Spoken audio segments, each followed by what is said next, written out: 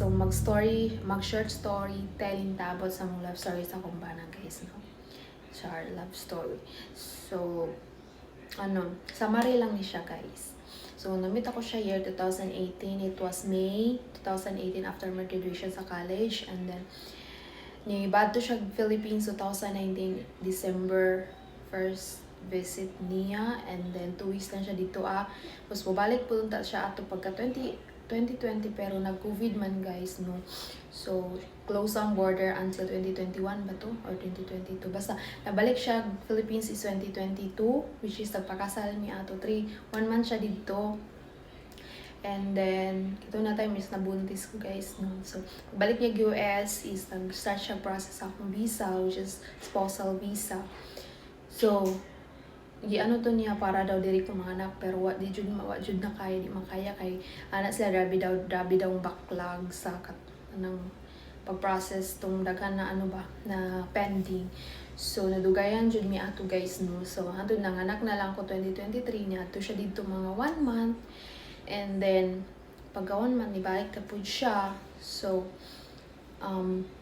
kato na time is mga after 2 months ideally nana siya diri sa US, nag-start na may process po sa nag-apply mi for US citizenship sa among anak dito so para wala na siya problema sa pag-travel.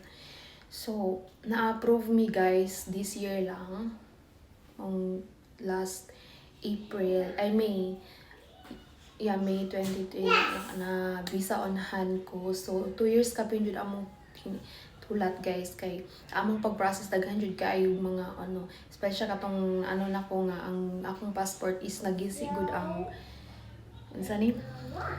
ang bio page niya sa katong front page nga naay picture, nagisi lang siya gamay, so gibalik sa embassy. So nagkuha na po kog bagong moton, dugayan jud mi guys. Basta mga 2 years kapin jud among spousal visa guys. So sa among pag-travel diri guys, very smooth. From Davao to Manila, Manila to Japan, Japan to Los Angeles. So napaka smooth guys, sobra wala kay daghang tanong, basta dali ra kaayo siya, pero medyo call ba sa kwa kay is my first time to travel international nga ako ra. Naka-try ko sa una katong nagtrabaho pa ko sa akong amo, kay nagbantay ba ko bata niya sag-asa man mi maadto. So kato po na pag-travel guys, grabe po siya ka stress jud, kay ang among luggage jud nadala kay pag ang nabook sa akong bana is no luggage ba, siguro sa kanang sige may book hanang rebook ba sa among mga schedule sa flight. So nangita mi katong murag medyo lowest pero grabe jud to ka stress pod guys. Mayo gani kay naay mga duol sa akong dughan nga mga tao na mga basta mga family na sa kuan itabang sa mua nga maka smooth jud among travel. So thank you kay God sa ilaha. Wait lang. So mo to guys, so nabot mi diri May this year lang, and then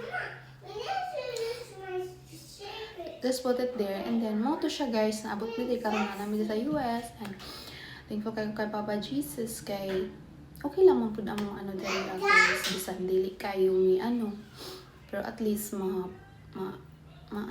kanang ma-provide na mo ang unsa among kailangan. So kana lang guys for today's video. Thank you for watching.